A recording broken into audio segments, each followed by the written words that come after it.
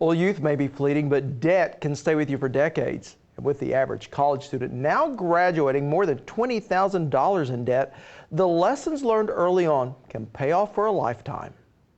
What is true about both private and public companies?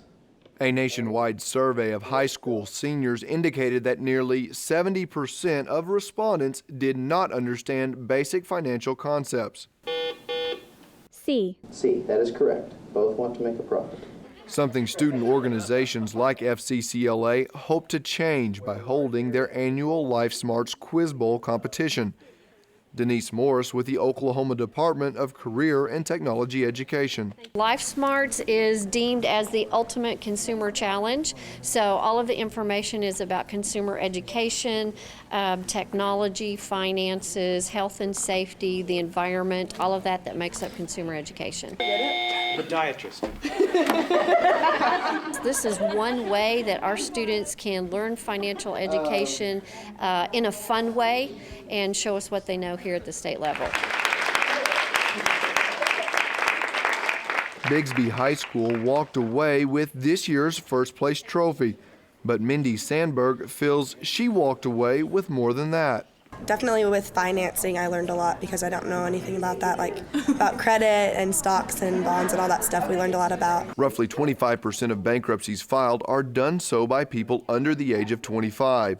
Last year, over 800,000 bankruptcies were filed nationwide, and Oklahoma ranks as one of the top 2 states in the nation for bankruptcy per capita. Alarming statistics that Sulyn Sasser with the Oklahoma Council of Economic Education says needs to change. There is a dilemma in Oklahoma, as well as in many other states, that students are not learning the basics of personal finance.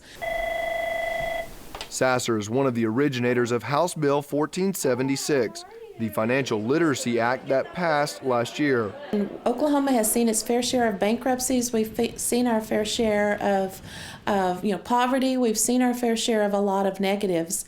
And I think if we continue down the same path, then we're just going to continue getting the same results.